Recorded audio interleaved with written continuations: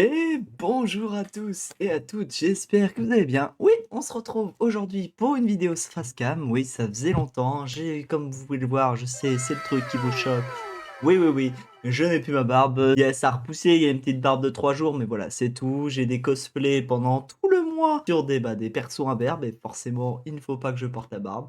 Et du coup, je me rase tout simplement. Donc pendant un mois, vous risquez de me voir avec cette tête-là, donc sans la barbe. Donc désolé si ça vous choque, mais il va falloir s'y habituer. Donc aujourd'hui, on se retrouve pour une vidéo showcase. Les vidéos showcase, j'en ai jamais fait sur la chaîne, mais je me dis pourquoi pas commencer maintenant. Donc aujourd'hui, nous allons faire le showcase de 2 vidéos qui sont des vidéos sur la Japan Tour Festival. Donc je vous rappelle ce que c'est. Donc c'est une convention, la Japan Tour Festival, une convention que j'ai fait avec d'autres personnes. Tout simplement, ils ont fait des vlogs et un récapitulatif en fait de la Japan Tour Festival. J'ai l'accord des 2 personnes qui ont fait la vidéo et puis, tout simplement, on va les regarder ces petites vidéos, on va les regarder tranquillement, de quoi il retourne. Comme ça, je vais pouvoir aussi un peu vous parler, de comment se déroule, la Japan Tour Festival, au terme de cette vidéo. Mesdames et messieurs, nous allons commencer par voir la première vidéo. Donc, c'est la chaîne One Cosplay Dream, si jamais vous voulez aller voir, et on va faire la showcase de la vidéo qu'on a juste en dessous ici et du coup, le vlog de la Japan Tour Festival. Donc, festival de cosplay, de pop culture, et ainsi de suite, de culture japonaise, et ainsi de suite. Et j'ai pas regardé la vidéo et on va aller tout simplement regarder ça. Donc, la personne que vous venez de voir, c'est une cosplayeuse qui fait partie du coup du groupe cosplay qu'on a à Poitiers, à Cosplay in Poitou. D'ailleurs, ils ont ouvert leur Insta, je vous mets le logo juste ici. Et Cosplay in Poitou, tout simplement, c'est un groupe, un collectif qui a été instauré du coup sur Discord et qui essaye de rassembler tous les cosplayers de Poitiers. Et du coup, Lomi en fait partie. Donc Lomi, je vous mettrai aussi du coup son Insta ici. Bon, là, on avait la conductrice. Donc Kerazia. Et moi derrière.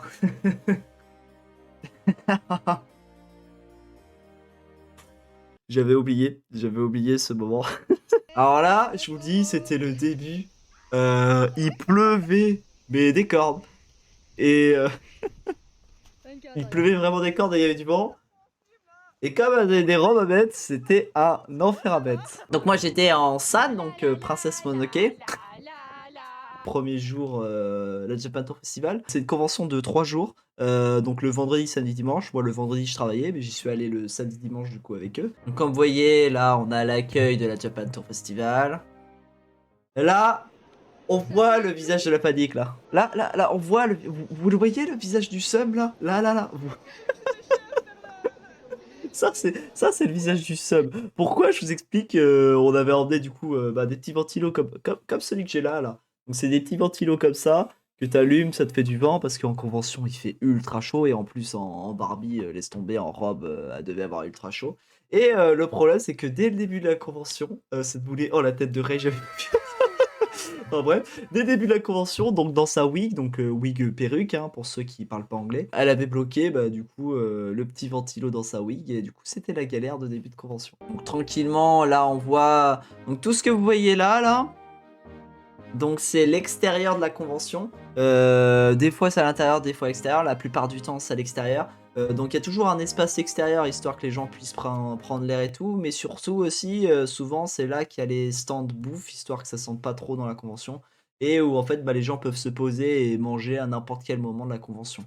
Sachant qu'une convention, en règle générale, ça commence vers 9h et ça se finit allez, entre 18 et 19h. Et voilà, à n'importe quel moment, en fait, il y a plein de stands de bouffe japonaise et non japonaise en fonction de ce que vous voulez, hein. Donc aussi, voilà, il y a les petites stands photos. En tant que cosplayer, on aime à chaque fois aux conventions prendre des photos déjà entre nous, quand on trouve nos cosplays stylés entre nous, mais aussi avec d'autres cosplayers qui sont tout simplement dans la convention et où leurs cosplays sont ultra qualitatifs, où on est des grands fans et tout simplement on a envie de prendre des photos avec pour avoir des souvenirs. Mesdames et messieurs, par la suite, ce que vous allez voir du coup, c'est ce qu'on appelle en gros les concours cosplay. Donc le cosplay, c'est pas seulement du déguisement comme certains le disent. Je vais vous dire ma définition. Pour moi, la différence entre un déguisement et un cosplay, de un, c'est plus cheap, mais de 2, quand je le porte un déguisement, c'est comme c'est dit, c'est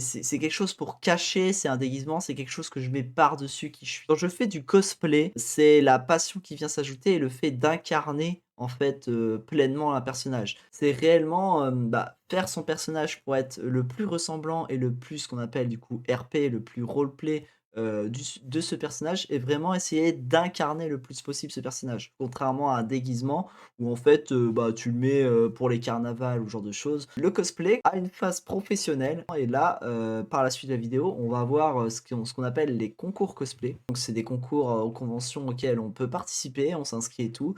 Il y a vraiment plein de choses à envoyer, je vais pas tous vous les citer. En gros, on passe sur scène avec, un fond vidéo, des décors. «Ouais, Zouzou!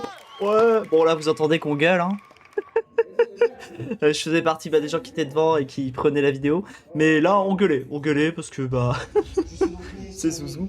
Et on attendait depuis très longtemps, sa presta. Changement de plan très bien, le mien. Le fait de prendre les deux. Donc voilà, Zouzou. Ouais. Il nous a remarqué, c'était très très drôle. Donc là, on a aussi bah, du coup d'autres personnes qui font partie des gens qu'on attendait qui passaient sur scène. Donc je vais vous mettre les pseudos là. Je sais pas si je mettrai toutes les prestras au montage, donc je vais vous mettre directement les pseudos. Oh là, oh cette gueule. Donc la gueule de la miniature. Donc là, c'est après le concours, forcément, on a été voir ceux qu'on a été soutenir en concours cosplay. Bon bah, on a une princesse Barbie qui m'a protégé, parce que l'autre princesse Barbie m'a volé ma lance. C'était assez drôle en vrai, c'était assez drôle et après je me suis battu entre trois princesses. En soi, je suis princesse moi aussi, hein. Princesse Mononoke. Alors, petite danse en Barbie là. Ah tcha tcha tcha tcha. Elles étaient très jolies, très quali leur cosplay. Donc je suis désolé, mais là on a eu que quelques notes et elle a bien fait pour éviter qu'on soit copyright. Mais comme vous pouvez le voir, en fait, c'est très diversifié dans une convention. On a aussi du coup des passages sur scène avec bah, des trucs de rap, de la musique traditionnelle japonaise. On a aussi des groupes qui reprennent des musiques japonaises et qui les réinventent à leur sauce pour faire des trucs vraiment très beaux. Donc comme vous pouvez le voir sur la scène, on a pas mal de choses déjà qui sont dessus, mais c'est pas tout ce qu'on a dans une convention et on va voir bah, par la suite ce qu'on peut retrouver d'autre. Donc en convention, comme d'habitude, ah tcha tcha, comme vous l'avez vu en arrière-plan, il y avait Dota Shikaka et bah, d'autres Mononoke et moi j'étais ravi. Voir mon film préféré et des gens qui le cosplay, oh j'étais ravi. Mais en tout cas, en convention, on a toujours un moment photo où on va aller prendre des photos du coup avec les autres cosplayers, on va aller prendre des photos entre nous. Et bah, il y a toujours ce moment de rassemblement et moi c'est ce que j'aime bien en tant que cosplayer en convention, c'est qu'on a toujours bah, ce partage, ce moment convivial et tout, où on va venir bah, découvrir les autres personnes, on va venir partager notre passion en bah, tout simplement en allant voir les cosplayers. Et même ceux qui se cosplayent pas, ça leur fait toujours plaisir parce qu'il y a toujours un endroit où ils savent qu'il y aura énormément de cosplayers et tout, et ils pourront se réunir et essayer bah, de trouver, et justement d'apprécier nos cosplays, ce qui à la fois va nous faire extrêmement plaisir, et à la fois ça fait plaisir bah, du coup à eux. Donc on a des endroits aussi, du coup, là c'est le cas à Japan Tour Festival, mais c'est pas le cas à toutes les conventions. Là à Japan Tour Festival on avait un coin du coup avec des arcades et tout, et il y a pas mal de conventions où les coins sont plus ou moins gros, mais il y a toujours un espace bah, jeux vidéo où on peut tester soit des jeux anciens, soit des jeux plus récents, soit des exclus de jeux aussi. Comme vous pouvez le voir aussi, on a des stands dédicaces aussi avec bah, des TikTokers, des YouTubers, des comédiens de doublage et tout.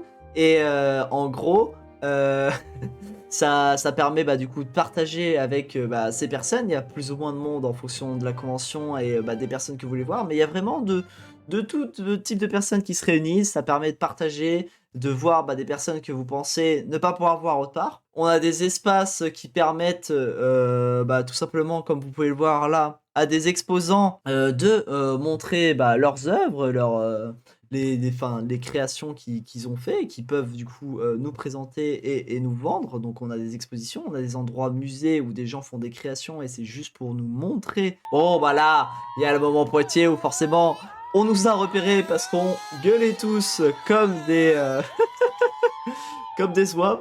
comme vous pouvez le voir. Donc c'était la remise de prix du cosplay. Et nous on gueulait un peu, beaucoup, trop. Mais moi je trouve ça drôle. Moi j'aime bien gueuler comme ça. Regardez. Ils sont gênés. Je trouve ça tellement drôle. Donc, les wigs. Vraiment, vraiment, les gens, ça là, donc là vous voyez, en fait elle est pas vraiment blonde. Non mais enlever les wigs c'est vraiment le plaisir. Moi j'en mets pas souvent, je suis obligé d'en mettre de plus en plus parce que forcément quand on fait des cosplays où on n'a pas les mêmes cheveux, on est forcé de mettre des wigs, mais ça c'est le plaisir parce que les wigs ça te chauffe pendant toute la journée et le plaisir de fin de convention à chaque fois c'est d'enlever cette wig. Mais voilà, c'est le petit plaisir. Donc là, c'est la fin du premier jour et le petit plaisir d'enlever cette wig et d'enlever son cosplay après avoir kiffé le porter, hein, kiffé, mais kiffé dans la souffrance des fois. Je vous avoue que quand on a des grosses armures, qu'on a des gros habits et tout, et qu'il fait ultra chaud, c'est un plaisir de pouvoir les enlever à la fin tout en se disant au moins j'ai souffert, mais pour quelque chose. Oh là là,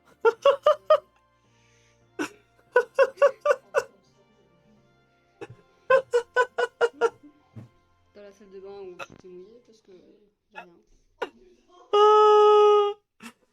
ah oh non, oh non, Kira. Le petit masque pour le bien de la peau, parce que forcément quand on met du maquillage, ah oui, oui, mettez du bon, les filles, le savent déjà, hein, mais quand vous vous démaquillez, vous maquillez, tout ça, faites vraiment attention à votre peau, hein. Votre peau, vous la gardez jusqu'à la fin de votre vie, donc faites vraiment gaffe. Mais là, le petit masque, j'avoue que je m'y attendais pas, c'est ultra drôle. Ouais, les choses. Oh purée. Je t'ai senti derrière moi. Ah, le screamer! Bon, début de deuxième jour de convention. Comme vous avez pu le voir, juste là, cosplay différent. Donc mon premier cosplay de groupe, ça m'a fait énormément plaisir parce que chaque fois que j'ai voulu faire des cosplays de groupe, à chaque fois, c'est tombé à l'eau. Donc c'est la première fois que j'ai pu faire un cosplay de groupe et vraiment, ça m'a fait plaisir que ça a marché. Donc personnellement, du coup, ce deuxième jour, c'était pas prévu, mais j'étais cosplayé du coup en Peter Petit Gros des Maraudeurs. Donc on a fait un groupe des Maraudeurs. Je sais pas si vous savez ce que c'est les Maraudeurs. Il y en a, ils vont me huer parce qu'ils savent très bien ce que c'est. Mais en gros, les maraudeurs, c'est la génération avant Harry Potter. Donc il y avait 4 maraudeurs. On avait James Potter, on avait Peter Pettigrew, qui sont du coup les deux meilleurs potes d'enfance. On a Sirius Black, qui devient par la suite le meilleur pote de James Potter. Hein, il a volé à Peter. Et on a du coup le dernier et quatrième, qui est Rémus Lupin. Donc ces 4 maraudeurs qu'on appelle, c'est des gens qui sont de Gryffondor. Oui, malheureusement, j'ai dû faire partie de Gryffondor, mais bon, c'était pour la bonne cause. Et c'est ceux qui, en gros, faisaient les 400 coups et qui faisaient que des conneries ensemble pendant la génération, du coup, d'avant Harry Potter. On espère qu'on aura un film et une série là-dessus plus tard. Et en gros, on faisait un groupe de 10 avec cette génération avant Harry Potter, avec en gros toutes les personnes et personnages qui peuvent du coup vivre pendant que les maraudeurs faisaient ces 400 coups. Alors là c'est vraiment le multiverse, hein. Tu vois Peter Pettigrew et tu vois Sirius Black qui tient la main de Jeanne d'Arc. C'est vraiment le multiverse. Il n'y a qu'en convention qu'on peut voir ça. Donc Pierre, qui je vous parlais, hein, Medic Cosplay, qui était en Medic Cosplay ce jour-là. Et en fait, notre cher Lomi, que vous voyez juste là, a porté du coup sa Jeanne d'Arc, mais avait pété son armure dès le début de la convention. Son attache en fait tenait pas sur le côté. Et du coup, on a appelé Pierre pour qu'il vienne lui mettre un petit coup de néoprène et qu'il vienne l'aider dès le début de la convention. Et c'est ça qui est bien aussi en tant que cosplayer, c'est que même si on a des grosses armures, des trucs qu'on sait qui peuvent se péter et tout, il y a toujours un espace au sein de la convention en gros qui sont là pour nous déstresser et nous aider en gros à réparer nos les différents problèmes qu'on peut avoir dans la convention. Alors l'inconvénient, l'inconvénient quand on a une armure et qu'on a des gants qui nous permettent pas de bouffer, c'est que comme Lomi là, on est obligé de faire la béquée. Donc faut penser à ça des fois.